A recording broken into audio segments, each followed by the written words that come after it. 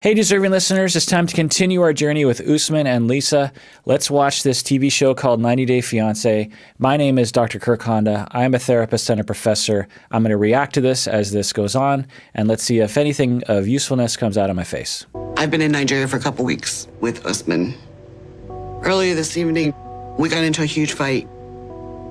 Usman left the hotel and stormed off. He came back around 2 o'clock in the morning. But he's sitting in the other room, and he won't speak to me. So I will say that moments like this are really hard. I'm sure you've been in moments like this where you just got in a fight, you're not talking to each other, both of you are steaming, you're both having a lot of distressful thoughts going through your mind. You're wondering, is this relationship worth it? What's going to happen? Is this ever going to change? How did I get here? I can't believe he said that. I can't believe she did that. And all of the emotions and the cortisol and the stress and the traumas are coming up, and it's just a really hard time for people. And whenever I see this sort of thing, I always just wish that a couples therapist was there to really smooth things over. I've had couples come into my office who have been in a fight recently, or they got into a fight in the car ride to my office, and they have given each other the silent treatment for a few minutes. They come into my office. They're in this state. It's such a wonderful opportunity to get my hands in on this and really help them to know themselves, communicate that, take care of each other, and repair the moment. Let's see if they can do that here. Lisa is more bossier than a typical Nigerian woman. I realized this before we met, but in person it is more intense than what I even expected. I have a fantastic opportunity to go to the United States and be an international musician that I dream to be. So there's that interesting statement. He's said that sort of thing before, that he considers Lisa. My suspicion is that prior to this fight, he's like, well, I can get two birds with one stone. I want to settle down. I want to get married. I want to fall in love. And I want to go to the United States and become a music star. So why not two birds with one stone?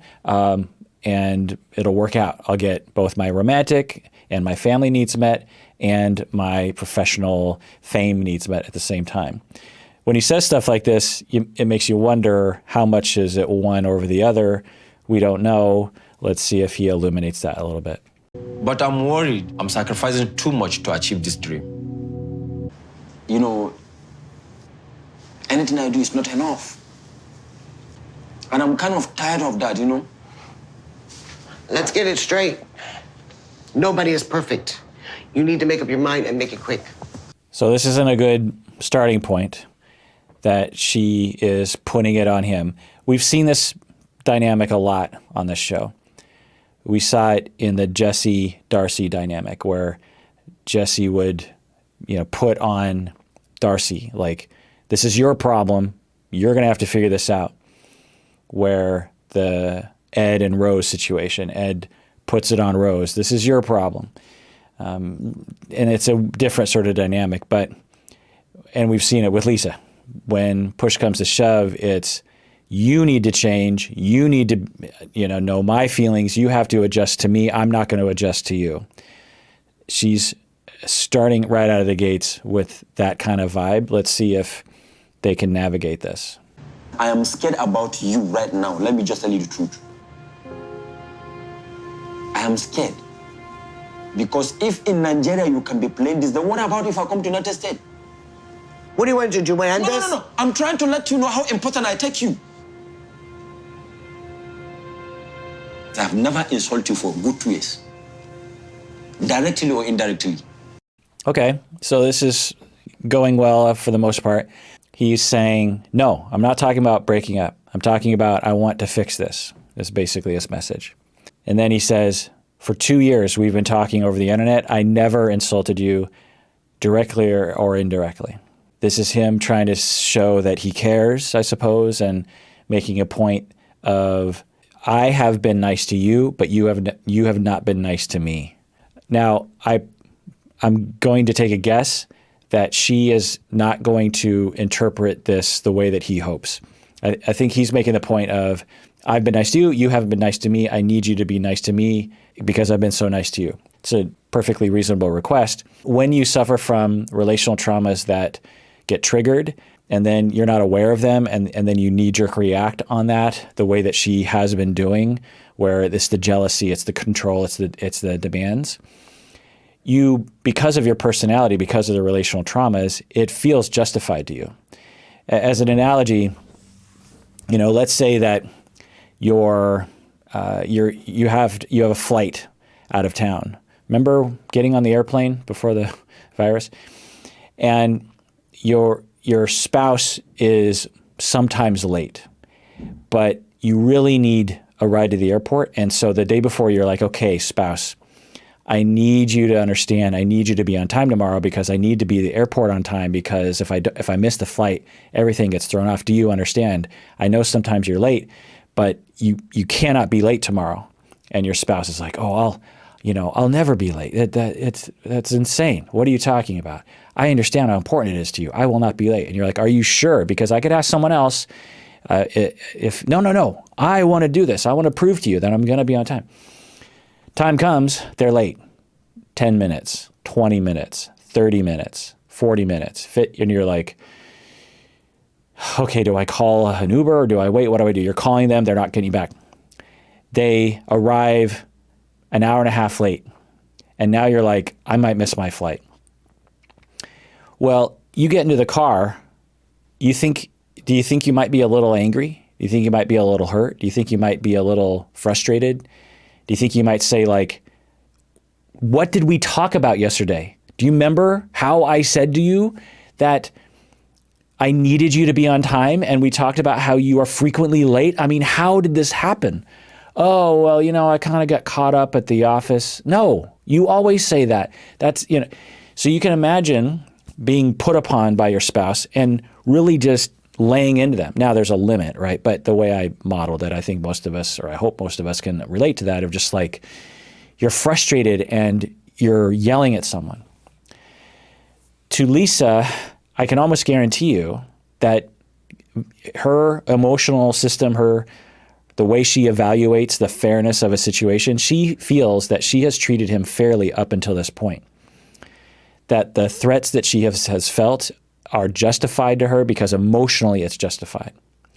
That the reactivity and the demands and the anger she's expressed to him is justified because it's emotionally and traumatically justified to her. And so what he's making is he's trying to make a point of, like, I've been nice to you, you haven't been nice to me, but she probably believes, one, that he hasn't been nice to her because emotionally it feels that way, and that she has been nice to him because emotionally that's what it feels like. So let's see how they manage this. You know that I have so much respect for you. Sometimes you come out and you say, you are this, you are that. I've never insulted you, but you did, and I take it. So if I should be receiving these kind of things right now in Nigeria, what is going to happen to me if I go to America? I don't know, where I have no father, no mother, no brother, no friend, nobody to run to. So he's bringing up some pretty good points here of, I'm now with my support system and you're treating me like this. What happens when I'm in a foreign land with no support system, no one to run to? What's it gonna be like then? Are you really going to get? Is it going to get worse? And the possibility is yes, not just because of him being away from his support system, which could be a factor, but as I will say, this sort of behavior tends to escalate as people get closer. People like Lisa that I'm speculating have relational traumas.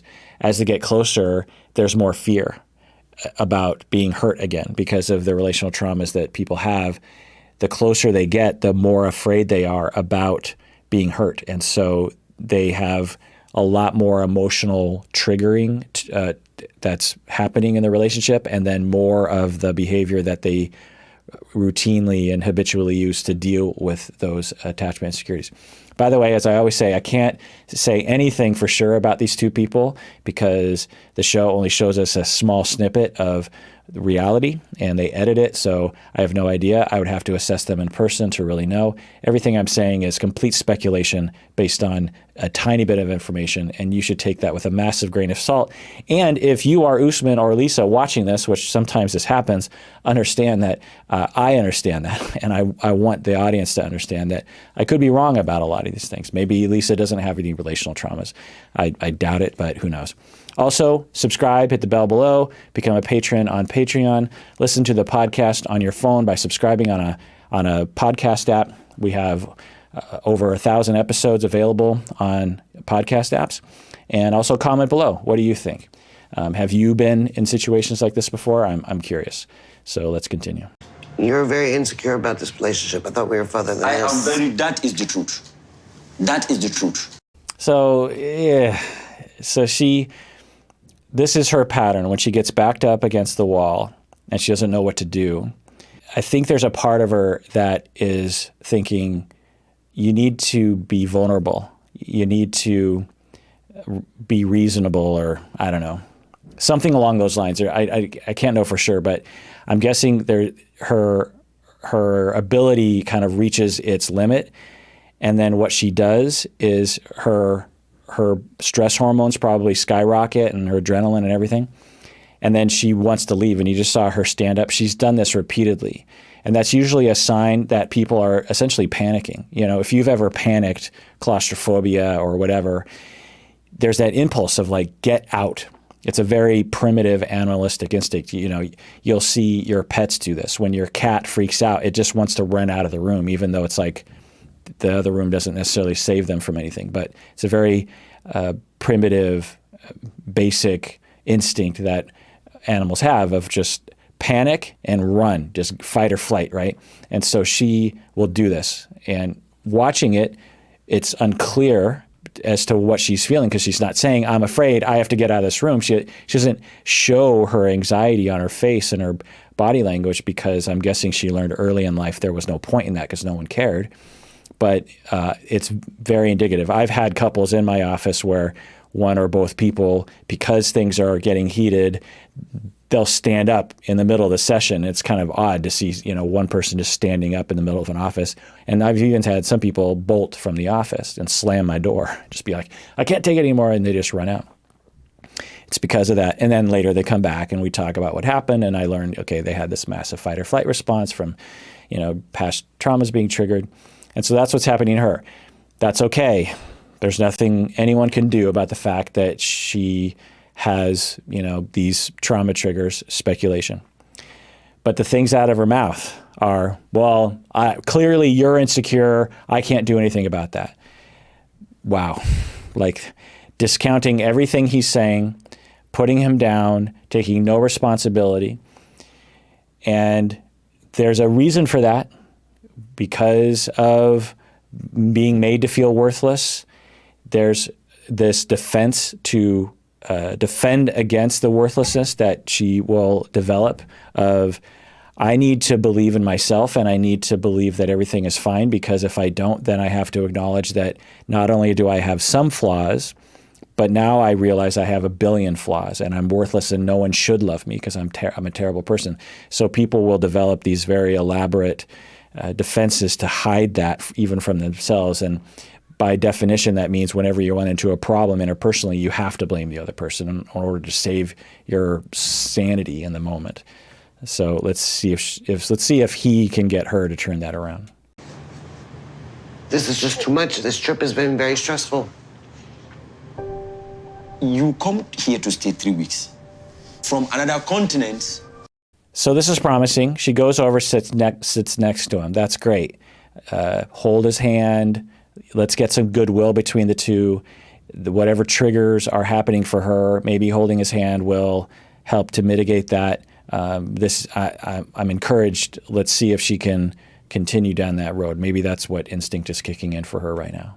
But if I leave Nigeria to go to United States, I'm not going for weeks. I'm going to stay there forever. But I'm only being scared of the way you are acting. He's great. He's saying, I'm scared. I'm scared of the way you're acting.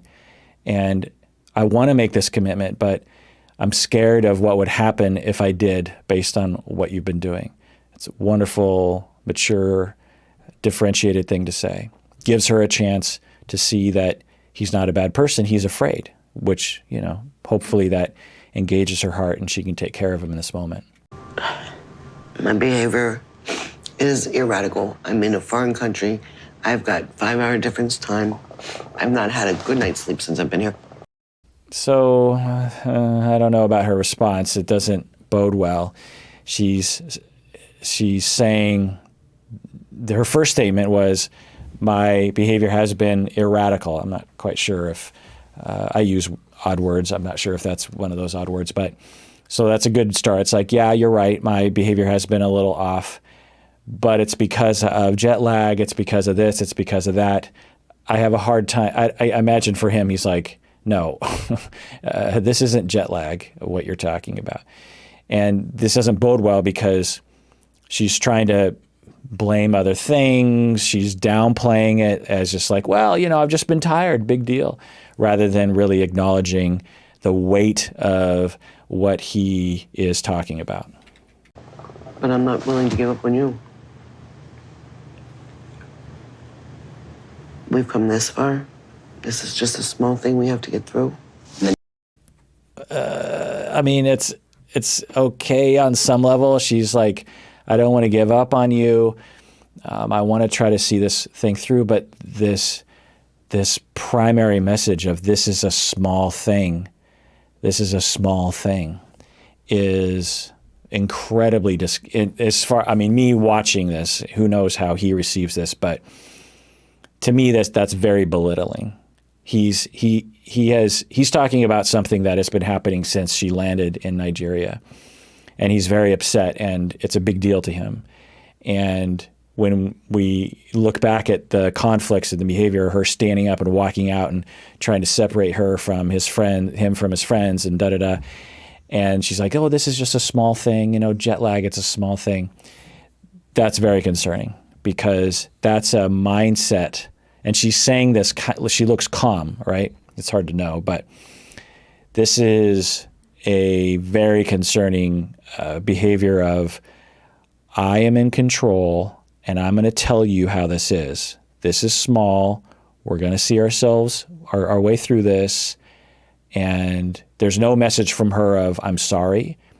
There's no message from her of, I get what you're saying. I could see why you would feel that way because of what I did. There's only a message of, I had jet lag, and this is a small thing, and we're going to get through this. There's almost a pointedness to her, a calculation to her communication right now. I thought she sat next to him to try to hold his hand so she could calm down, but it almost kind of looks like she sat next to him to physically intimidate him in some ways. I don't know if I'm reading into it. I mean, obviously I am because I'm outside of the scenario. I wonder how he feels in this instance. If it is small thing, we should be able to tackle it. Then let's close this and let's move on with the next chapter of our life. Yikes.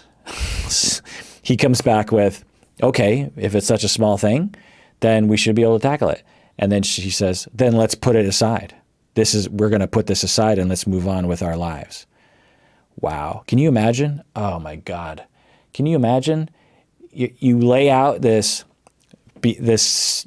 complaint that you have and you've had for several days now. It's a big deal to you. And you're saying things like, everything I do is wrong to you. And I can't take this anymore. And I've been nice to you for 2 years and you treat me with so much disrespect. And then she sits next to you and stares you in the eyes and says, we're going to move past this. Wow. Wow. Wow. I love Lisa and I want to make her happy. But if we get married, we need a plan to fix our problems. I don't like to see you so upset. Let's close this.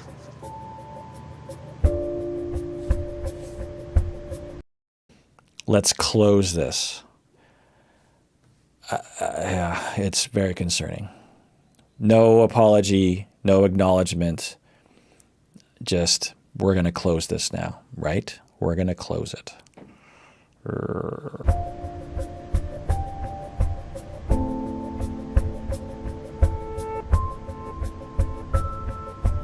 Okay, smile. I took a risk with Usman. I traveled to Nigeria so I can marry the man of my dreams, the man that I love. In this show, we see these turning points, and I wonder if we just saw it for him throughout this argument, and I talked about it in the last episode as well, where is this the moment when he falls out of love with her? Is this the moment when he's like, you know, has 9 toes out of the door, and he's like, well, you know, I'll give it another few days, but if things don't turn around, I'm done. You just have to wonder about these things. I don't know. Maybe they do get married and stay together the rest of their lives. We'll just have to see. All right, well, that does it for that episode of Psychology in Seattle, in which I, Dr. Kirk Honda, react to 90 Day Fiancé, the Lisa and Usman storyline. Tune in next time when we continue with their story. And everyone out there, please take care of yourself and take care of other people and listen to each other and really try to apologize, even when it feels like you shouldn't have to, because you probably do have to, because we all deserve that. We really do.